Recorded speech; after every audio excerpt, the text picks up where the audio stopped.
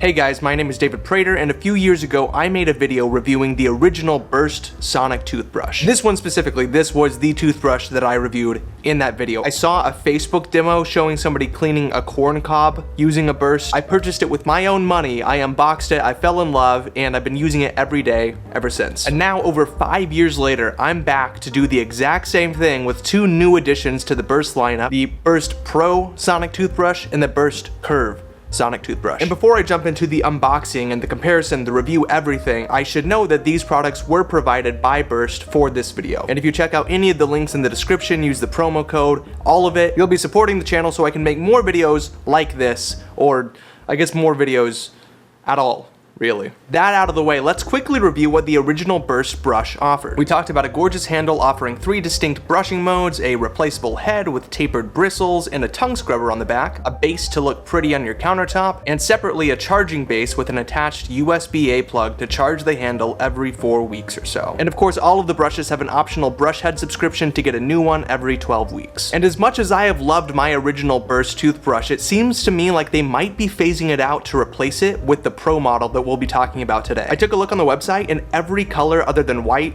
sold out. So I'll probably refer back to this one every once in a while, but keep in mind that it's really the two new ones that we're comparing in this video. First, let's take a look at the new flagship Sonic toothbrush, the Burst Pro. It retails at a cool $79.99. They say it removes 10 times more plaque than a manual toothbrush, boasts up to a 9-month charge, has a fancy LED screen, a smart pressure sensor to aid in proper brushing technique, and 5 brushing modes. The design seems to be very similar to the original. As you can see here, it's slightly taller. And obviously we have this new LED section in the middle. According to the quick start guide, that indicates quite a bit, actually. It shows you which brush mode you're in, it tells you your brush score at the end. What is that all about? It'll show you the remaining battery percentage after each use. That's pretty cool. It can't sneak up on you that way. And the more I read about it, the more I realize that there's not a ton of overlap between the original Burst brush and the new one. The design, the brush head, yeah, of course, but that's pretty much it. The new one has 5 brush modes instead of 3. It charges in a completely different way. The battery lasts longer, and there's actually something I want to point out with that. And it has this fun new indicator that shows you a lot of different things. There is one interesting thing that I noticed when I was just checking it out right out the box. If you click on it, it doesn't immediately start brushing. It does this. 2 buzzes, and that indicates now it's ready to start brushing. And I have a feeling that's why this brush can last, presumably, so long without another charge, because the battery isn't just sitting in standby mode, it's going completely off. It's not ready to go for a brush at the drop of a hat. And if it's on and I want to turn it off, you press it twice. Boom. Off. I really do like the design of the charging base and the way it's going to be sitting on a counter, most importantly. It just drops down into here, and that's taking the technology of other leading competitive Sonic toothbrush brands and incorporating it into the Burst family, and I like that. There's a little cover on the back that you can flip up, and that exposes a USB-C port, and that's where you can charge it. And the included cables are USB-C to USB-A. I don't know if that's necessary, but it says in the safety instructions not to use any other cord, so I probably won't.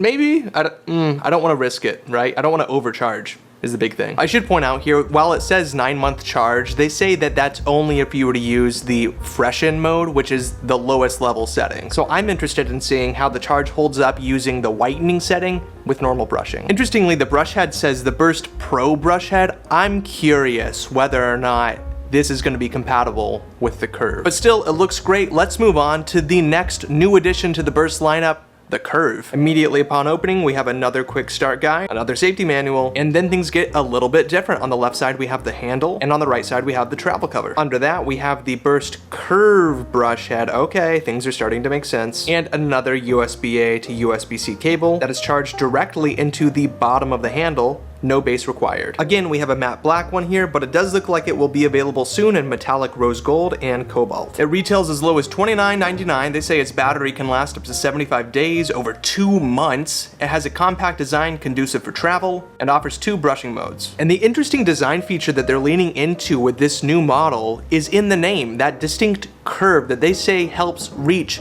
hard to reach areas while you're brushing. Is that just a gimmick? Maybe. It does require a different brush head, which means it would require a different subscription. You couldn't alternate between different brush heads. You can't just take your normal Burst Pro toothbrush head with you when you travel and throw it onto the burst curve, you gotta use the curve. And at that point, the decision is yours. You could feasibly never get a replacement for the burst curve head and just use it for traveling, and there's probably some research as to bacteria and mold or something, yada yada yada, but I'm not super well versed in that, so I'm not going to tell you either way what you should or could do. I travel so infrequently that I could probably just hit it with a lot of hot water and call it a day.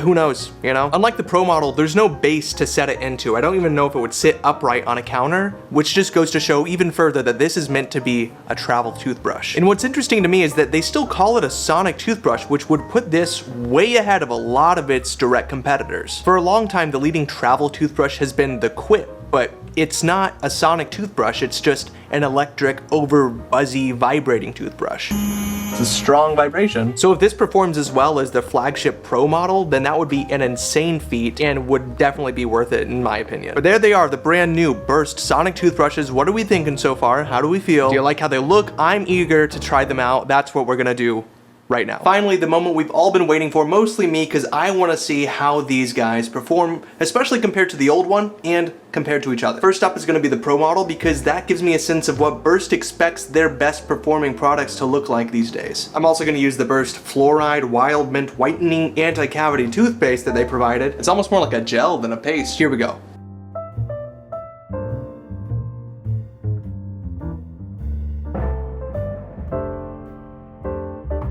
First impressions, it's a great clean, of course. I mean, I fully expected that out of Burst. They've never let me down when it comes to their toothbrushes before. Things I'll have to get used to. Number one, not being able to just put it in my mouth and brush my teeth is a little weird. But I guess the easy way around it is just turn it on before you start putting on your toothpaste and then go ahead and do your brush. Number two, there's this pressure sensitivity feature, which is if you're pressing down too hard, it'll like suddenly slow down. It'll almost seem like it's defective or faulty or something.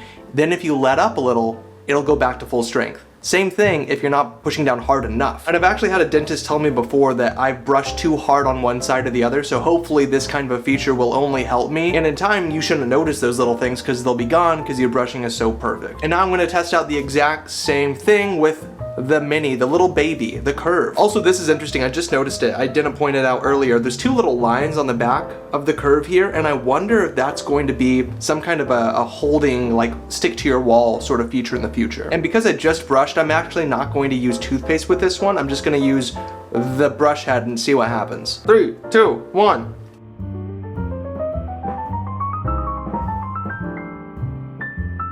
Just finished brushing. First impressions, I would not use this as my dedicated daily toothbrush. Obviously there's no way of telling, but I don't think it's as powerful, and I don't think the vibrations are as strong and the pulse is as strong as with the Pro model or even the old OG model. It's not working to get anything really out of my teeth. It's a good replacement, probably a step up from something like a manual toothbrush, but I wouldn't consider it, like if you're just to buy one toothbrush, this probably would not be it. That said, this would be a really great toothbrush to bring to work or something. You can clean out the spinach from your teeth after lunch. And what you have to do is compare how you used to travel with a Burst compared to something as compact as this. So historically, they've sold these travel cases. I don't know if they're going to continue with the new Pro model. I don't think it would fit this one. And inside is a place for the handle here, and then the brush head over here facing that way. And you shut it closed magnetically, and you can throw that into your bag. Now, you have a completely new and different option. It's about the same size as the travel case in length, but so much more narrow. Way easier to throw into a very full bag. But you are giving up, in that process, the power of Burst in some ways, I think. So for extended travel, I would say travel with the Pro, or if you have it, the OG one. But if it's just to use for a day or two, or maybe take it to work, go with the curve. But that's it. I hope you enjoyed what I think is a thorough review. We have the new Burst lineup. They're here. What do you think about it? Are you excited? Are you gonna keep using the old one? Let me know everything in the comments down below. If you want any of these, all of the links are in the description. You can even get the old one right now before it sells out entirely, because like I said, I do think it's going the way of the dinosaurs. So if you want that one, I think it's like $10 cheaper than the Pro model. Get it while you can. If you found this video at all helpful, go ahead and leave a like down below. Leave me a comment. We can chat there. And until next time, we'll talk soon.